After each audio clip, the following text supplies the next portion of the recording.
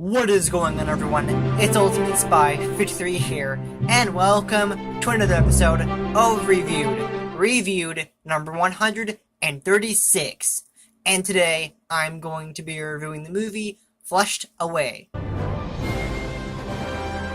So what did I think of Flushed Away? It was really good. I really liked it. I thought it was really well done, honestly. It had some really good voice acting. I mean, honestly, it has amazing voice acting. It does feature a mostly British voice cast, which is fantastic because I love British actors. And other, international actors also had a voice role, like Hugh Jackman, for example, who plays Ruddy, the main character of this movie. I really couldn't tell it was him. Like, I kept trying to, pinpoint Hugh Jackman's voice into Ruddy, but I just couldn't.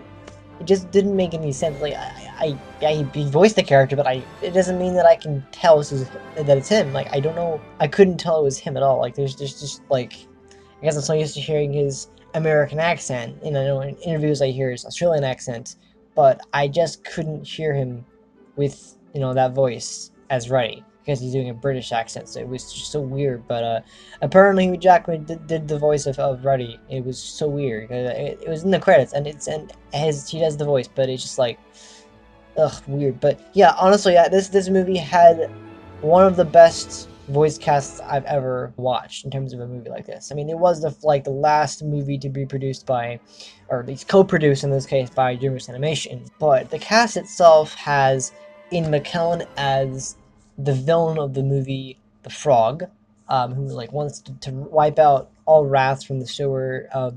This city of rats, basically, to populate his children, his toad babies. And he's voiced by Ian McKellen, and he's a great job. Yeah, I can tell that's him. He's one of my favorite actors. Obviously, you have Hugh Jackman, Kate Winslet. I don't know, but for some reason, I kind of kept thinking about Billie Piper in the role of Rita, the captain of the Jamba Jaja, which I'm pretty sure is maybe a coincidental name of that British cookie or whatever. I don't know, but she does the voice of that. I think the only thing I've really seen her in is Titanic. That's basically it. So, but that's the way it is, I guess. So, overall, I think she did a really good job, and I think Rita was a very strong female character. I love seeing characters like that, very strong female ones. They don't need to, you don't need a man or anything like that. And we also had Bill Nighy, who is one of my favorite British actors. He plays Whitey, who is the albino rat, who's also the henchman, like the albino henchman rat. You also have Andy Serkis, who plays there are two comic relief characters that are voiced by Bill Nighy and Andy Serkis. Both of them I can recognize easily, but Hugh Jackman, I couldn't recognize his voice at all. I also have Jean Reno. If you don't know him, he's a French actor. He's probably the only thing I've seen him in, at least, is Mission Impossible 1 and Godzilla from 1998. That's basically it. He played a Frenchman. He kind of looks Russian, but he's not. He's French. And he plays the Frog, who is the French toad, also the cousin of the Frog. And yeah, overall, Bill Nighy, Andy Serkis, all those really good actors. And I think there was aside from Hugh Jackman, there really wasn't a whole lot of other British actors besides that. Based off what I heard in the movie, they were Rita's mother, who is Irish, or at least the actress that voices her is Irish. Overall, most of the ones you hear in the movie are either British or international. Hugh Jackman is obviously Australian, so he's, from the international places. But honestly, this movie had some of the best voice acting. I will admit, it had some really, really good voice acting. I really enjoyed that because of that. I enjoyed the movie because it has good voice acting. Voice acting really means this movie is a good movie. I mean, it's DreamWorks. They're bound to make really good movies.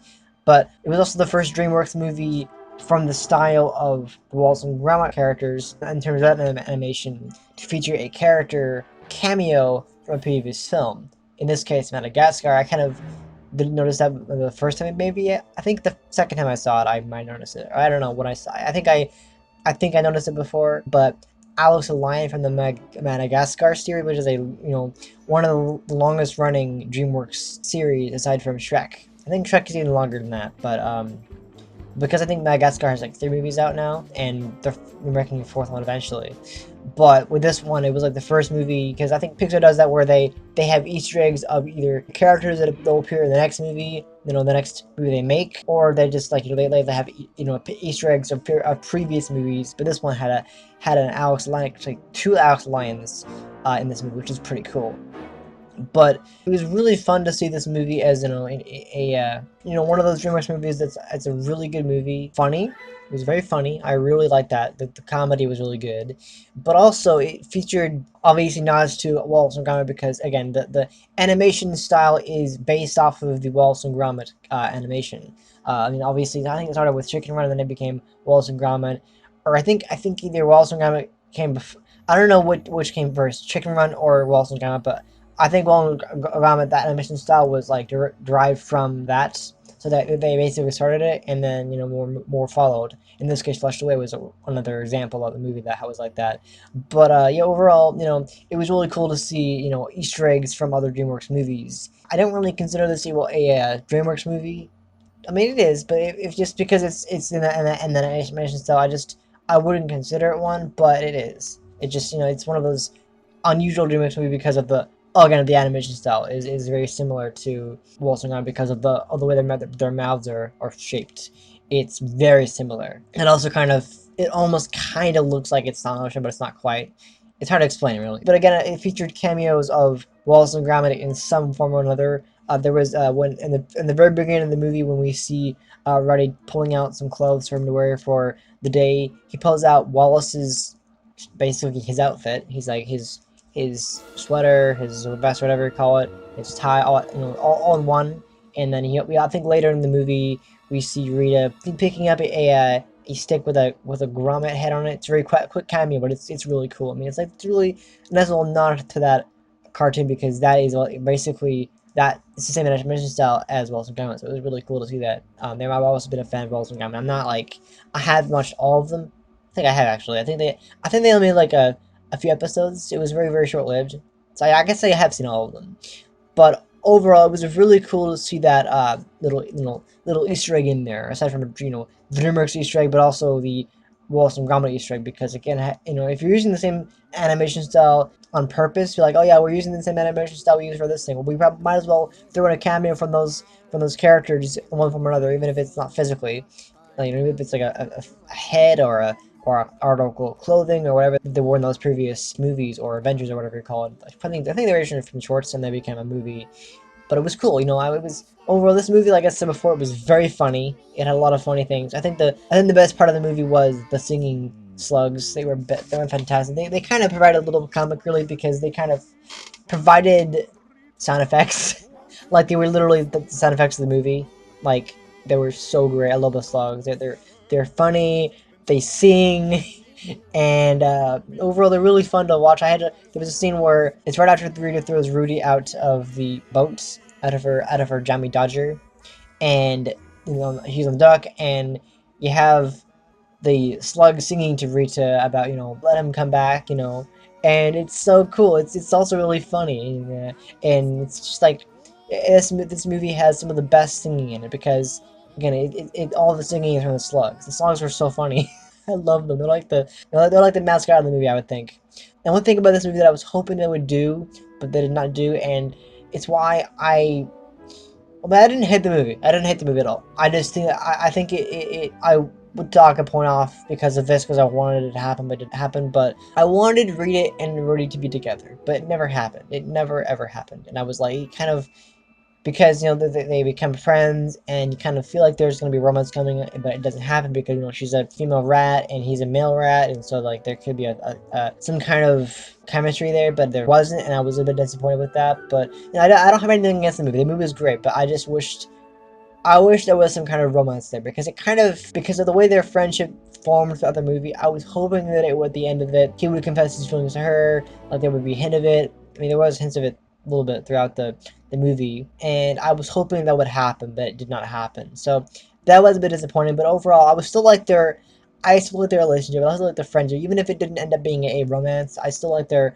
friendship, like the way their relationship started out. She basically tosses him out, kind of thing, and she gets mad at him and all that stuff. So but yeah, overall really fun. And again, the comic relief was definitely Spike and Whitey, again voiced by Bill Nye and Andy Serkis, and they were fantastic. They were just like really funny. Like there's a scene early in the movie when they're jumping out to I think they're after it's when they're after Rita and Rudy, and they go out in the jump, and Spike's like, keep your legs straight when you fall into the water, and then why he does so, he lands perfectly, but because I guess Spike, he forgot where to land, he ended up breaking himself, like, he just splat on the ground, and then Whitey's like, I kept my legs straight, Spike. It's great. It's a great comedy. Those guys are really fun. But they're especially an Easter egg for Batman, and also James Bond too. But the Batman one is when they're basically going after Rita and Rudy, probably for the second or third time, are about to go after them again. I don't know exactly when it is, but there's a Batman thing, a Batman Robin thing where it's like, you have Spike here, and then you have Whitey here, and it's like, it's so cool. It's really funny, and also early in the movie when I think Rudy is literally about to do his date night with one of the dolls in the house back in Kensington, his Kensington house, and he introduces the movie that they're gonna watch, like the disc of the movie, into it using like the circle of like the discs here and then the circle of the disc right here, and it's like a a 007 like tunnel effect. It's really cool. I love that little Easter egg. But yeah, overall, great movie. I have nothing against it, really, nothing wrong with it. Some great voice acting. I love the voice acting. Ian McKellen does a superb job. I just couldn't recognize Hugh Jackman. I really couldn't. I wish I could, but it didn't work out. And overall, it's funny. The singing slugs are the best part of the movie. Trust me, they're really funny. I love them. I guess random voice actors decided to, just give them voices and sing, and they're really funny. Like the small slugs get to have a deeper voice. Well, it isn't always the smaller slugs, but it kind of depends. But like, they're really quite funny, and overall, they're just really funny characters. They're just random slugs. They're just singing, and they just like, I love them so much. They're so funny. They're really good singers, but also they're really funny. And it's like one of those things where it's like, oh, I want to keep watching it over and over again. That one like scene, it's like, But yeah, overall, Flash Joy was a really good movie. I enjoyed it, especially again, it's using the same animation style as Wallace and Gromit. That's why I liked it so much. But I think it's one of my favorite DreamWorks movies, maybe.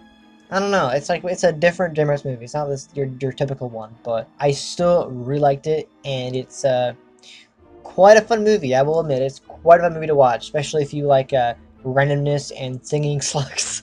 So that's all I can say.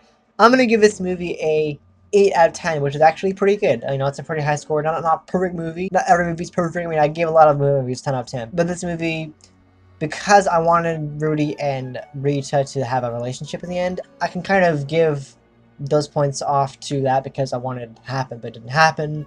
Not my fault. It's just the way the story went. But overall, had a good story. Honestly, I have a really good story. It's funny. It's wild. It's fun. It has a good soundtrack, and overall, great voice acting. I love the movie because of that. It was fantastic. So 8 out of 10, and that's where I'm gonna leave it. So anyway, thank you guys so much for watching this episode of Reviewed. I hope you enjoyed it. If you did, please hit the like button. I really do appreciate your support. And if you're new to this channel, subscribe for more episodes of this series and other series that I do, as well as other great content. And I'll be back next time with another episode. Alright? See ya.